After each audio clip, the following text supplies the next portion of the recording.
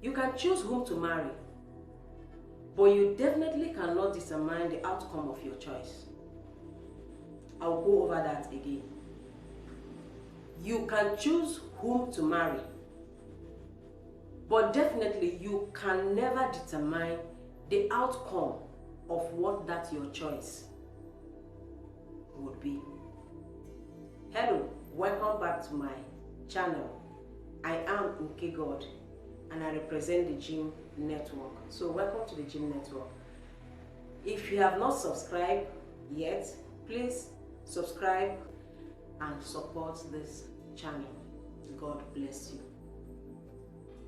The thing about bad relationship or marriage is that those who are involved in it seem to know how to maneuver through it or in it, while their loved ones, talking about the parents, siblings, relatives, friends, neighbors, and even colleagues at work, are left with the trauma and the sleepless night of what that action or the choice they have made is costing them. As in it is their loved ones that go through the trauma of sleepless nights, of what ifs.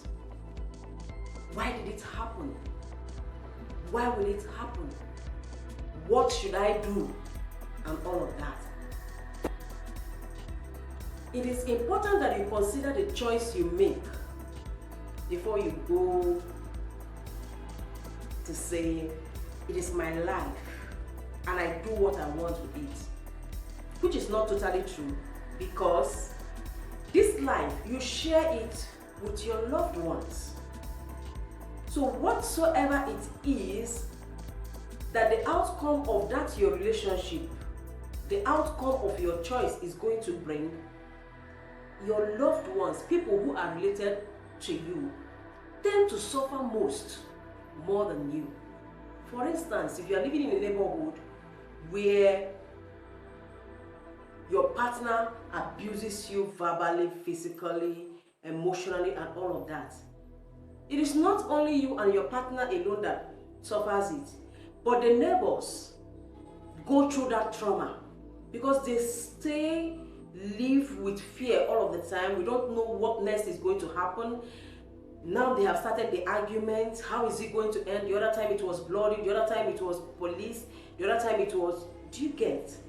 So you get to understand that this relationship, this life that you call your own, is not truly yours alone to live.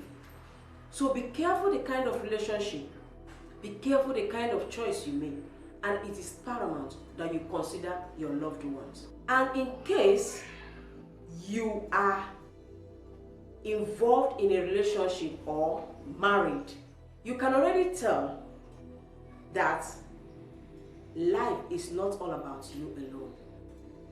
Yes. So before you say I do, these are some of the things you should check. Number one, the family history. The person you are getting involved with in this relationship, how much of his family do you know? Now, in the time of our parents, their parents will always go out to check out the history of the family, because the history of the family have a lot to do with you. In Africa, for instance, when you get married to your husband, you are not married to your husband alone. You are married to every member of that family, including their gods and goddesses. You understand? So whatsoever is preeminent, whatsoever is dominant in that family, you are going to get involved in it. Now, they said in those days, if the man comes to ask for the hand of the woman in marriage, of course you know that it is the parent that will always do all of those things. The parents will go on to meet a soothsayer. So and so family come to ask for the hand of my daughter in marriage. I am here to know if they have a history of madness, if they have a history of sudden death, if they have a history of irresponsibility, is it going to be well with my daughter? Will my daughter produce children? Will these children grow to become something? Those are some of the questions they ask. And if the soothsayer says everything is okay, your daughter can, that's all. But if the soothsayer says otherwise, they go ahead to tell the family of the man that no, my daughter can't marry you. And they don't need to explain to them. So, how much of the history of this man do you know? Are they the kind of people that are so arrogant, so proud, bitterness? Because you will, by the time you find out, or before you even find out, you must have seen 1, 2, 3 traits in that man, in that woman. So from the history of the family, you will get to know. This is very important. My husband did it. Even though we are not from the same tribe, we didn't stay in the same state the way he met me. But he sent somebody ahead, without my knowledge, to go find out who is this person. She said this is where her family stays. Please, can you help me find out? It is very important. That's one. The second thing is how the person treats people around him or her. Now, as I'm talking to both men and women, because it is two ways, the two parties. Most times when you get somebody that you want to get married to, my advice will always be, don't quickly approach that person, I want to marry you. Because most of the people tend to put up a character. They act it to you because they want to maintain that thing that you have seen until they get married. But I will always advise that if you can watch this person from afar, just be friends and see how does this person treat other people. How the person talks to people, how the person respects people, how the person relates with people, and all of that. You understand what I mean? That is the same way the person is going to treat you in that marriage. That is the truth of the matter. Because with you, there may be probability of acting up characters, but with other people, so imagine a man or a woman who shouts at anybody, no matter their age. They don't respect anybody. Imagine a man it is very easy for him to throw insults or raise hand, to slap or kick. That's the same thing he's going to do in that marriage. So consider that before you say I do. Thirdly, what is the personality of this person you are getting involved with? What is his relationship with God? What is her relationship with God? See, any man, any woman who doesn't have a relationship with God cannot give you more.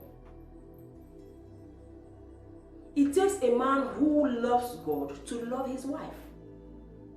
It takes a woman who loves God to be submissive to her husband, to be a cooperating partner, to be a helping partner, not a pretentious partner.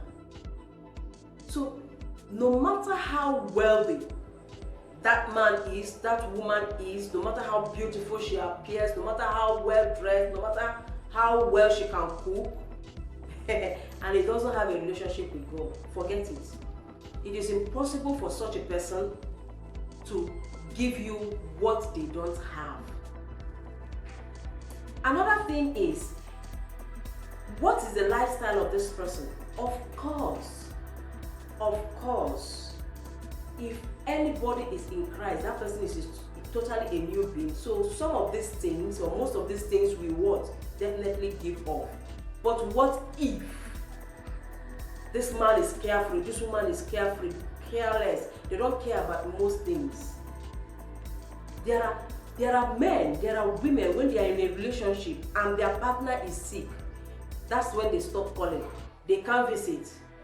When you ask them, they say, I detest medicine. I detest people who are sick. I can't stay around them. I'm not exaggerating. I was once in such kind of a relationship. And thank God I came out of it. Imagine I overlooked that and I went into it.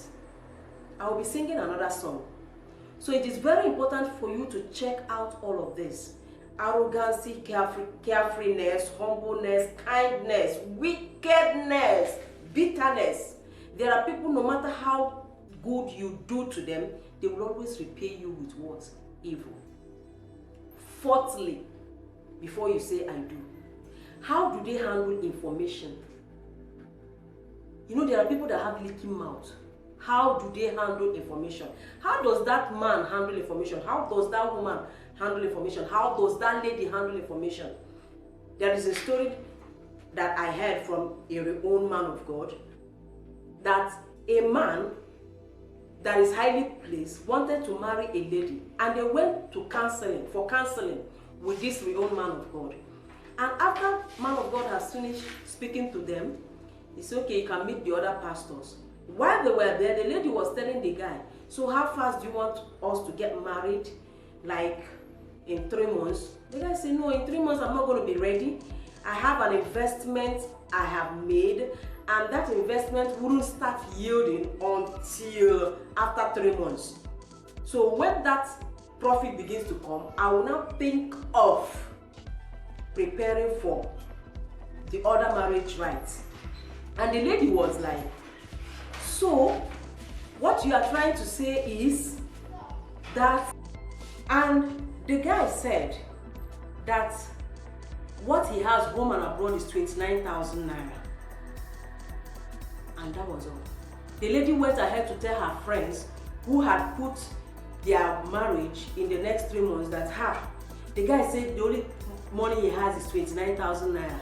And the friends in turn called the guy and said, upon all this your poshness, all this your shakara, all this your show up, so only 29,000 you get. Kai. So as soon as the guy had that, he was shocked. And the pastor was waiting for him to call him back to, tell him about the marriage preparation. Only for him to tell the pastor that the marriage wouldn't work. The pastor said, why? He said she can't keep information. So by the time I get married to her, every secret I give to her, she will give it to others. And according to the real man of God, that lady is not married up until now. And he said that this thing happened in 1997, 98. So how do they handle information? Before you say I do, you check that. Now, some word for people that are married. That you get involved into this marriage without, and you are seeing the things in it that are not pleasant. It is not because you didn't see those things before you went into that marriage, but because you saw all of it and you told yourself, no, I can handle it. No, by the time we get married, she will change, he will change. By the time we have children, she will change, he will change. And those things keep building up, keep building up, keep building up. What is it that you are supposed to do?